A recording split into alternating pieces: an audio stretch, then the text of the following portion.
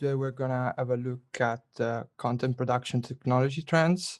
As I will start with a very short presentation on high-level trends the IABM is seeing in the market in produce, and then we will delve into an interview with these guys. One, followed by a discussion with Grass Valley and EVS on content production technology. But let's have a quick look at some drivers of change in produce. Like in other parts of the content chain, media technology users are striving to do more with less to deal with the increasing level of content commission. Just think about the soaring level of content investment at companies such as Netflix or Disney. But it's not just about doing more with less, but also about the flexibility provided by new technologies such as IP and the cloud. According to our data, though, the main focus of suppliers in this segment is remote production. Remote production initiatives have significantly picked up, but adoption has been much slower than expected despite its potential benefits. This can also be traced back to users' risk aversion in live production environments, and particularly in sports, but also to technical challenges that we can also have a look at during our discussion with our panelists. Finally, quality is still important in production with the investment in 4K that has been, of course, higher than in distribution. However, investment in the format has sometimes lagged behind suppliers' expectation and R&D budgets. So this is the data from our supply trend survey, and these are the most important drivers of technology demand in produce. As you can see, remote production is at the top with IP, and both are followed by workflow automation. As you can see, there is also a lot of focus, we talk about in Create last week. There is a lot of focus on efficiency in the first three drivers. The fourth and fifth drivers are about making content available to a wide range of platforms and about virtualizing workflows. Quality is only the sixth trend. But now let's move into the first interview. We are joined today by Tom Rockhill, Chief Sales Officer at Disguise. We're going to talk with Tom about Disguise and some specific trends in production technology. Thanks for being with us today, Tom. No problem, Lorenzo. Thanks for having me. Tom, can you tell us a bit more about Disguise and what you do? Yeah, so Disguise, we are a technology company that makes end-to-end workflow that's used to create, design, iterate, simulate, and then deliver big, complex video experiences over or shows over very big, complicated canvases. So, if you think about, I guess I can share with you our usual clients are people like Beyonce and Justin Timberlake and Ed Sheeran and the Rolling Stones, who integrate, big video experiences as part of their shows, and all of the complex, 3D graphics and real-time visual effects and kind of 4K camera inputs and outputs that are being pumped all over the stadium and all over the venue. That's us. We manage all of that. On the show side, but beforehand we make the software that's used to design and simulate that whole experience before you actually get to site. Thanks, Tom. Very interesting. And as you said, you serve a range of different verticals, including, for example, live events and concert touring. Could you please tell us how you apply to broadcast production use cases? Yeah, it's kind of interesting, and it's not. You wonder from my intro exactly how that description of a company that's worked predominantly in concert touring is going to be at all relevant for broadcast. But I guess what we found is that more so than being a company that delivers, in the past has delivered its own shows, but then provided products for other companies to deliver their shows, in concerts or for big live events or brand launches or theatre and opera performances. What we've really done is created an end-to-end workflow where you can bring in a set or a studio or a stadium or any kind of venue. You can then set up screens, projectors, surfaces, LED, and kind of, I guess, set up exactly how the environment will look. You can then start bringing in content, in video content, so whether that's live feeds or whether it's pre-rendered content or generative content, and you can then start managing how all your content is going to be played in a setting and simulate it through our software. And that could be a studio that's got video elements such as LED or projection, or it could be it could be a stadium. It doesn't really matter. And so we've developed this workflow that helps people to design and then deliver that over our robust hardware. Very interesting. And one of the other trends we are seeing in production and all over the content chain is the advent of the cloud. And we are seeing a trend towards increased collaboration and remote working as well in production environments. Is this consistent with your experience and your customers' requirements as well? Yeah, definitely. So I think like what we make a software product that's really creative and is a simulation engine.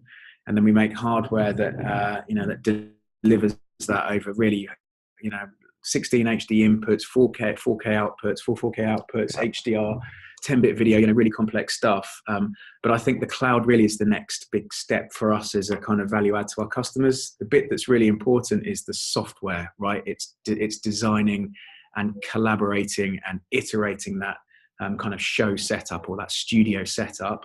And being able to, I think, like integrating with cloud technologies and developing our own cloud platform, which is definitely part of our roadmap, is something we need to do to help that collaborative process be even more collaborative. So regardless of whether you're sitting in the same room or the same studio, you can all work on designing a studio or bringing in content from different places, so that you don't have to all be sitting at the same broadcast. You can be remote and collaborate together.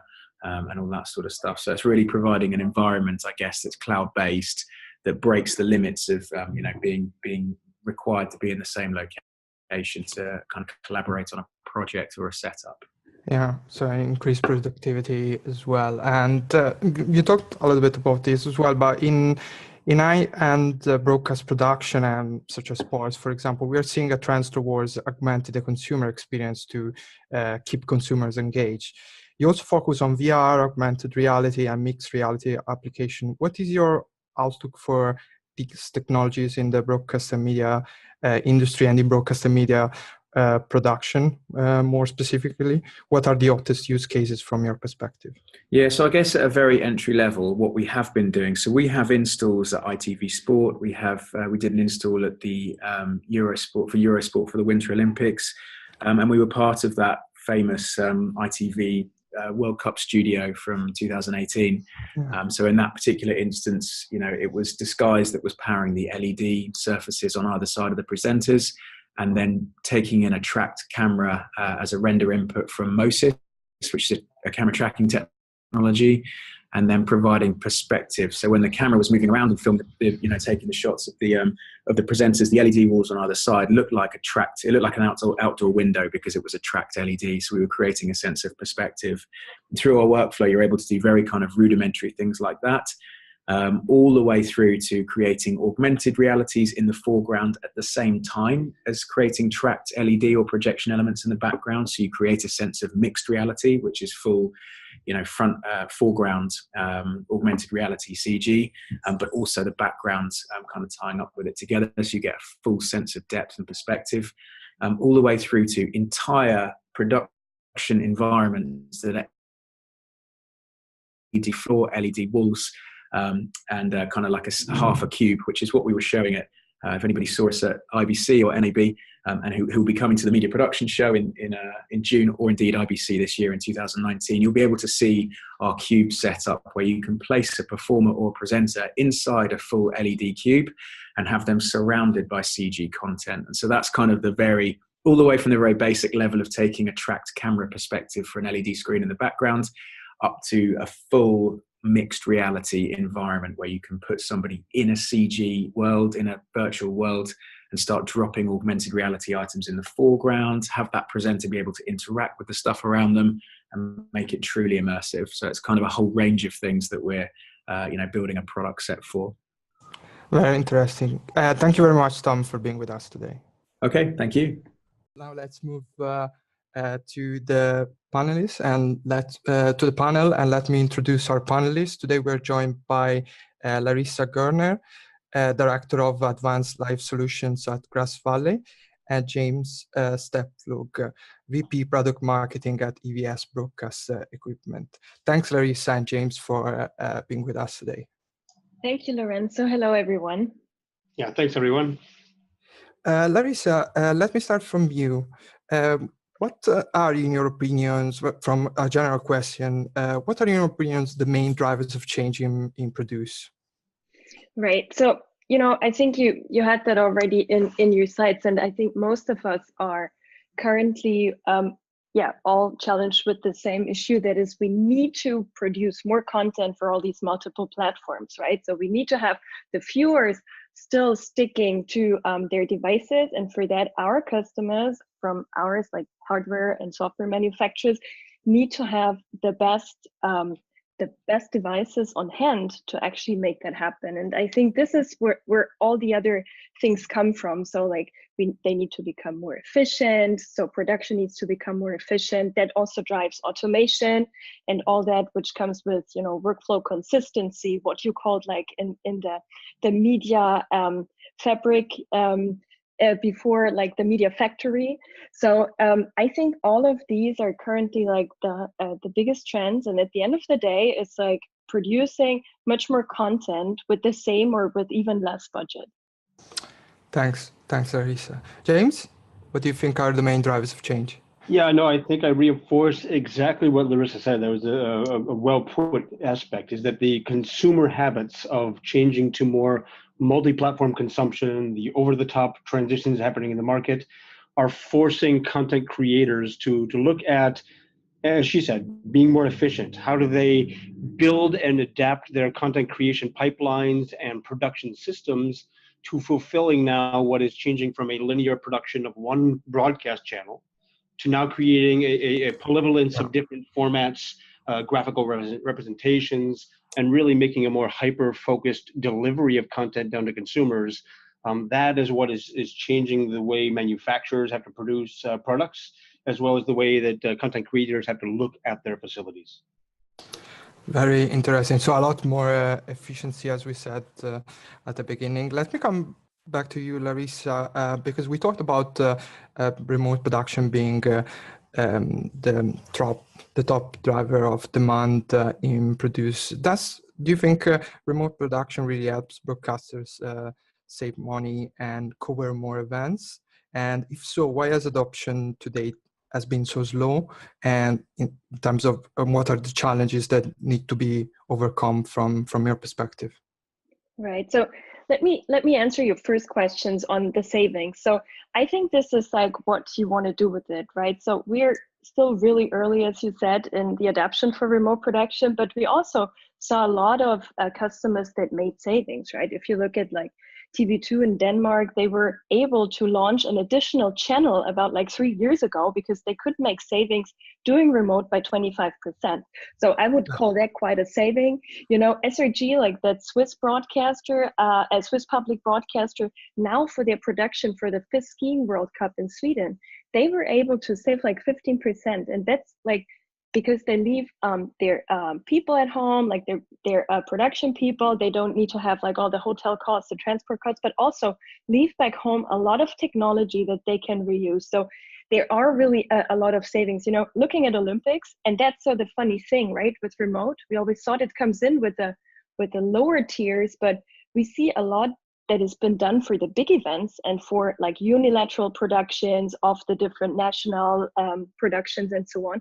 And their savings like between 20,000-30,000 per person for like a full event, they make quite an impact if you can, like leave somebody at home. So there are savings, but of course there are other drivers, right? And that is like to your second question. So what's about this adaptation and why has it been so slow? I think, it's still like really early time. So there has we needed to create a lot of understanding in the market, and there have been like several ones pioneering, you know, like NEP in the Netherlands or SVT, SRG, you know, and some in the US.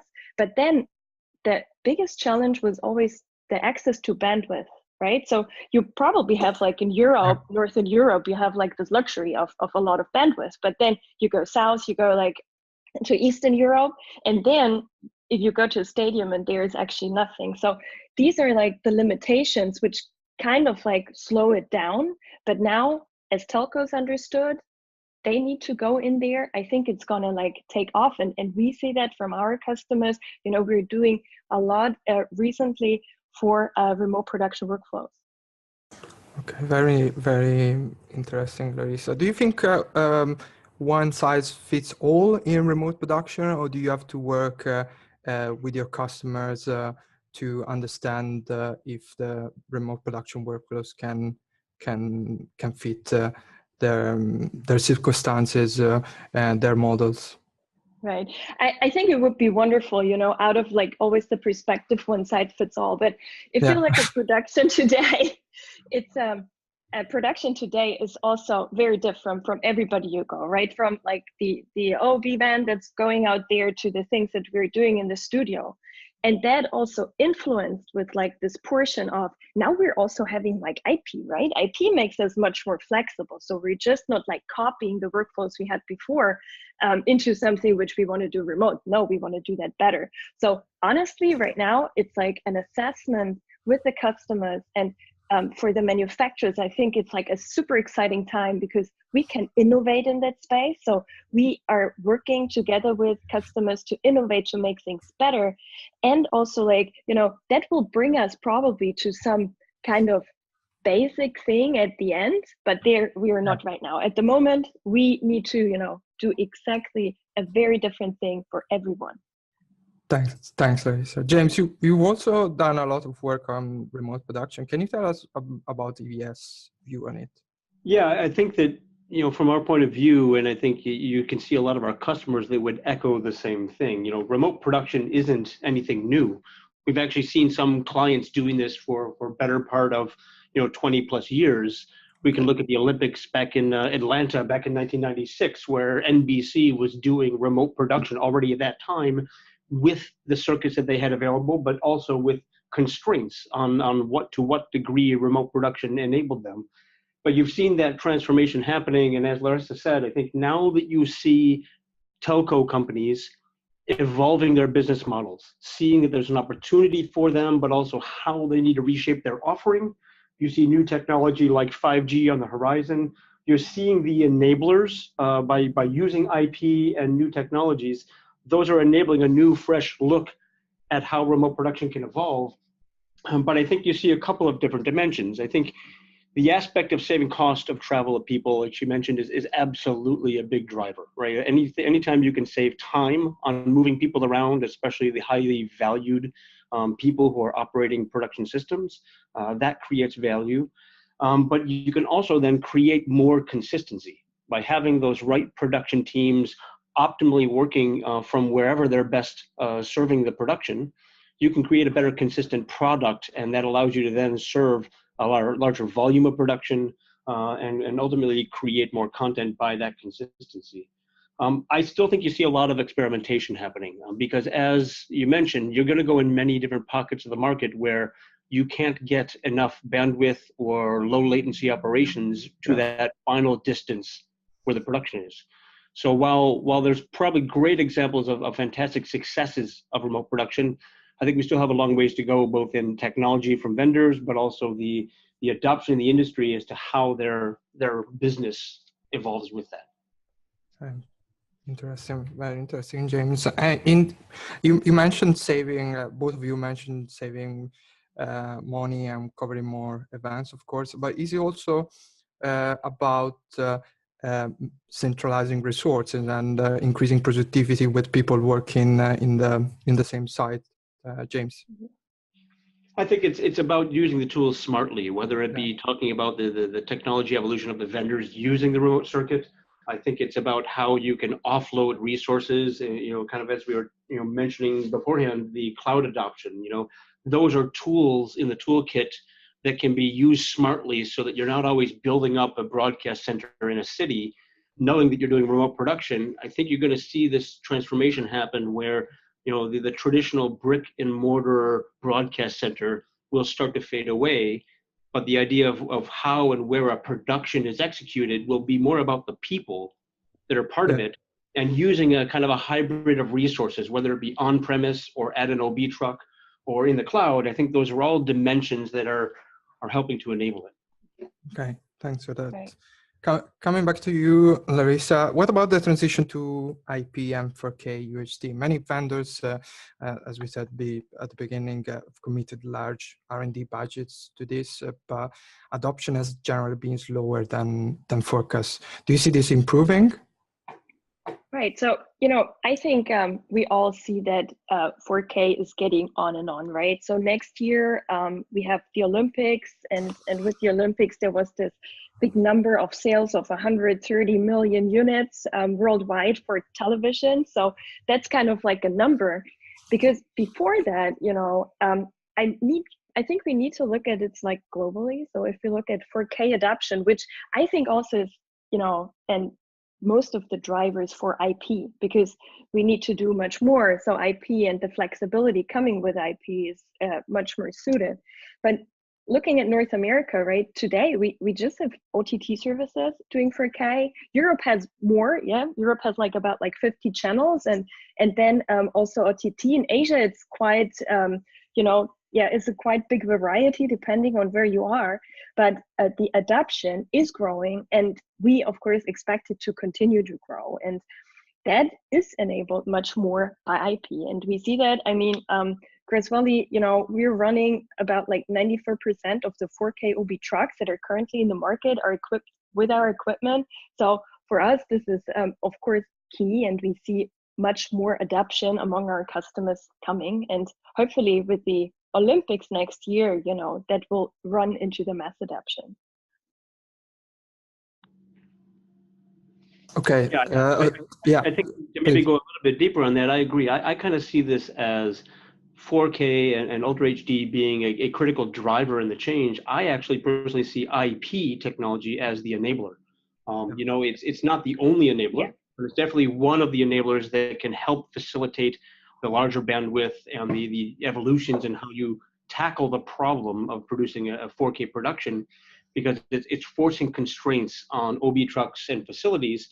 And definitely that challenge needs to be solved to make it more economically feasible for the return on those products being bought to move into a 4K production.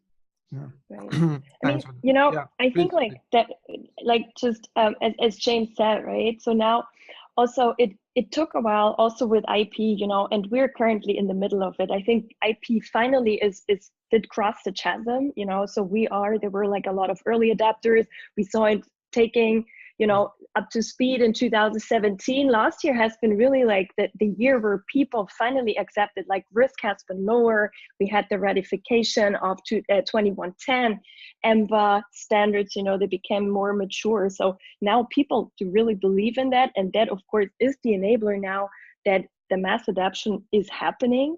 And now it's like about the investment circles, right? Not everybody is like starting greenfield. So it's like the adaption of the different circles in where the broadcasters and production houses are right now. But it's much less that people would decide now, of course, we're going SDI, because that's where, you know, yeah, where actually the perspectives are not there as they have been like 15 years ago, probably.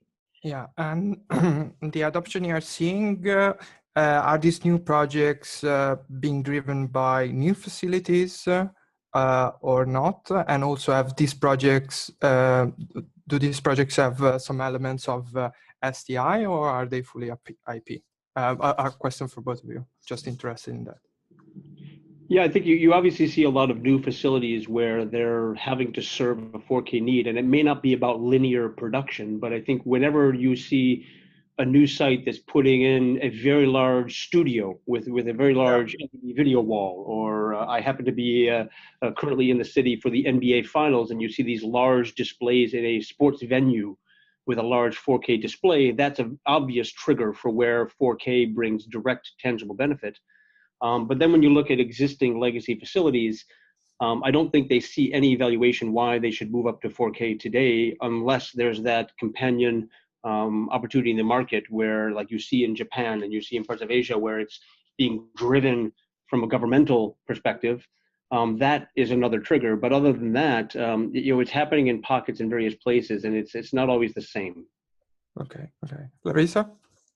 Yeah, I mean, I agree. Thing is, like, as I said before, we always need to look at where, like, are the investments today. So, for the big events that we see coming up, World Cup, European Championships, the Olympics, of course, a lot of things will be IP, but SDI will still play a role, right? And there will be a lot of gateways out there, because not everybody will throw away his equipment that he, still needs to depreciate. So it's going to be like quite a while of this transition, and we need to enable them to make a smooth transition to that. But I think now, there was really a change. So like supporting in aims and working in standards, it was not so 100% clear for like a while. I mean, we've been convinced, and of course, as a manufacturer, you're always very convinced, but now it's kind of like since a year, I think that we all feel extremely confident that this is the right thing. And now it's just like putting, the small bricks together, and customers see that. So the confidence is really there. And also, before it took like days and weeks to configure a setup in a new studio. And now this is just 3 minutes. So we see that people with new facilities, even smaller projects, are looking into that. Before it has only been the big ones, but now even the small projects, some island installations that, they are now planning and doing an IP because it became simple and because the risk is extremely low. Okay, interesting. So it's not just early adopters now, also the smaller customers are looking into that as well. Very interesting. James, I wanted to touch on an emerging technology as well, surrounded by a lot of hype too. But you saw that the third driver of demand is workflow automation. EVS has invested in AI to automate workflows as well. How do you see this going forward in production environments? Yeah, I think it speaks to the efficiency topic that we've both been raising in the dialogues here, is that it's not only about remote production or putting people in the right place, but it's also about reinforcing that the people bring very direct value at editorial decisions and adding kind of their own flair. But you can take the mundane tasks and automate them, and you can simplify configuration and various aspects of production that you really don't bring the best benefit from people spending time doing those repetitive tasks. So I think AI, whether you look at it from the traditional approach where, kind of the overused buzzword of the industry, where it's what people think about for finding images and faces or detecting text, that's the very easy, low-hanging fruit where AI brings value. But as you look at the investments where a lot of vendors, and EVS being one of them, is looking at how AI, machine learning, and those neural networks which enable AI, when you see the developments that we can leverage for those, it can completely transform the way production works. For EVS, we've taken a very big stake in this because we really do see that transformative moment of how this technology can enable.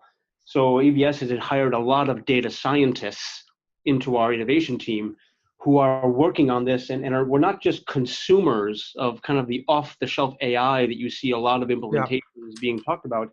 For EVS, we saw this as a big opportunity to develop our internal team for this and actually build our own neural networks to solve a set of problems that really we didn't see being addressed by both people or products and technologies. So for us, it's taking a new view where AI can be a massive enabler to save time and efficiency on production and visual applications in sports and live production.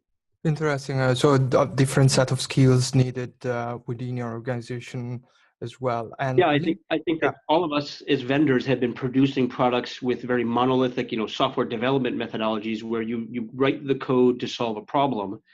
But what happens now more and more in this industry, as we've talked about in the transformation of change, no single broadcaster or content creator is solving the problem in the same way. They all have a different set of problems. So there's no way you can write a product or an application anymore in a macro global way, yeah, is going to be able to solve all those problems. So using AI, it's one way that it can basically become adaptive and can address different sets of problems based on the environments where it's being used.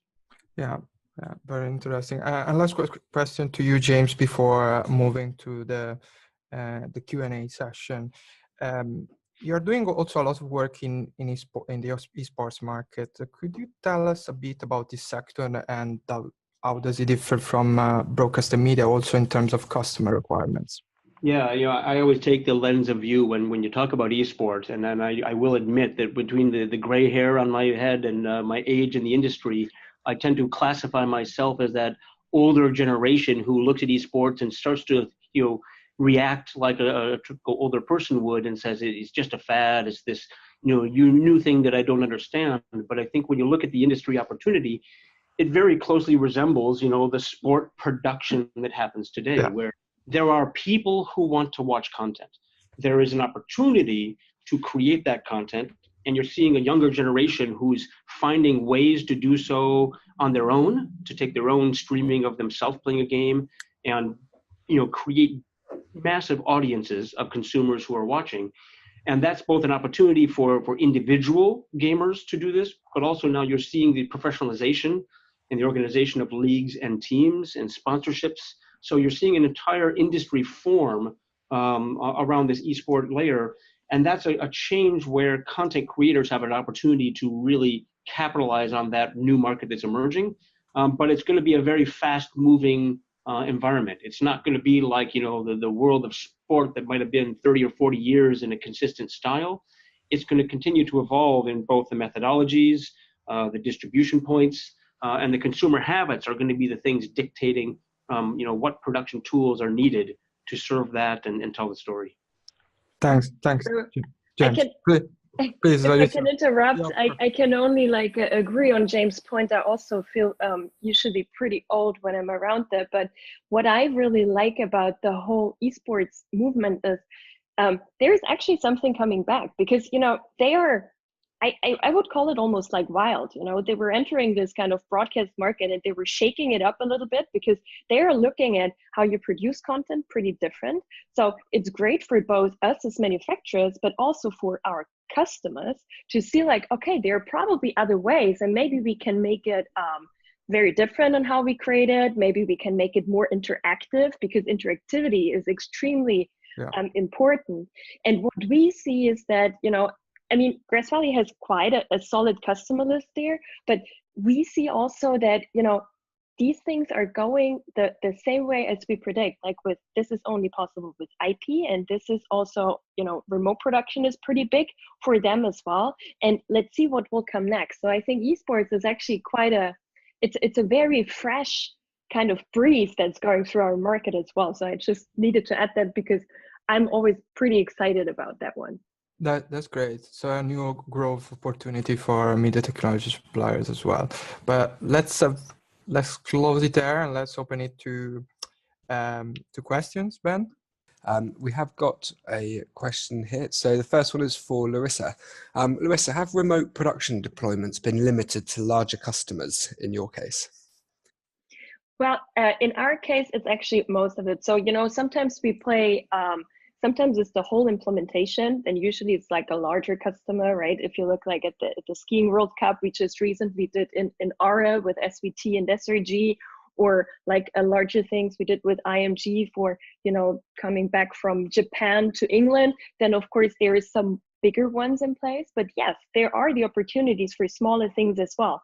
And of course also for, once you want to do like a 2-3 camera thing or just a smaller production, it's usually the limitation goes back on how open you are to your workflow and how much quality you want to have in your workflow, right? So these are the two questions. And then of course, that's dependent on the links you have, because that usually determines the money you need to spend.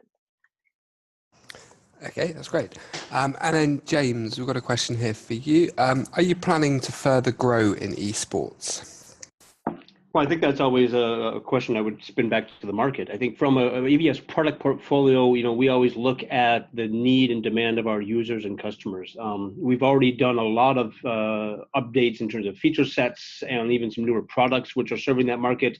So we're really kind of matching the demand that we see being asked. And we're always surprised by the number of utilization of our systems, whether it be through rental hire companies or different production outlets who are using those tools on a daily basis. They're using existing broadcast tools to go and solve those problems. But yeah, the feature sets that we see coming out of that market and the way we're serving them, that's the evolution that's happening today, is adapting the tools or leveraging a lot of the newer technology that EVS have been focusing on, and it's how it especially applies to the esport need, because 16:9 is really not the constraint that an esport domain thinks about, or SDI video and linear production is not the way an esports person approaches the problem. So I think a lot of the newer technologies EVS has been working on are great fits for an esport area, and I would look for us to definitely continue to go further in how we fit that newer market need.